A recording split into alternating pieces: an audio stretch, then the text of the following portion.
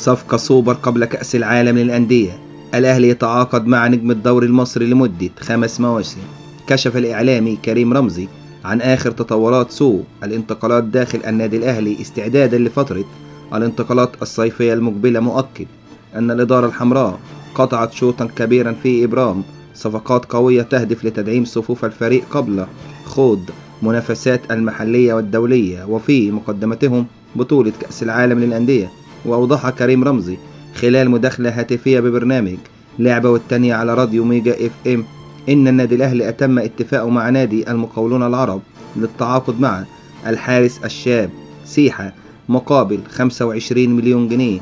وأشار إلى أن الصفقة جاءت استجابة لرغبة الحارس حمزة علاء الذي طلب الرحيل من أجل خوض تجربة احترافية جديدة بالخارج تمنحه فرصة المشاركة الأساسية.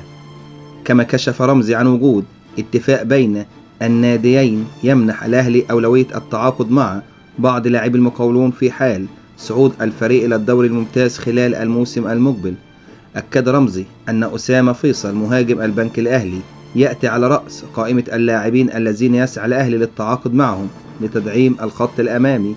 وأشار إلى أن نادي البنك الأهلي يتمسك باللاعب في الوقت الحالي، إلا أنه قد يبدو مرونة في حال تلقي عرض ماليا مناسب، إلى جانب إمكانية إدراج بعض لاعبي الأهلي ضمن الصفقة. وأضاف بحسب معلوماتي البنك الأهلي لا يمانع انتقال أسامة فيصل إلى الأهلي خلال فترة كأس العالم للأندية بشرط تلقي عرض رسميا من القلعة الحمراء. وفي سياق آخر أوضح رمزي أن النادي الأهلي ينهى اتفاقه مع ياسين مرعي مدافع نادي فاركو ضمن صفقات دعم الخط الخلفي. كما أشار إلى أن الأهلي بات قريب من استعادة ظهيره الأيسر السابق محمد شكري لاعب سيراميكا كليوباترا.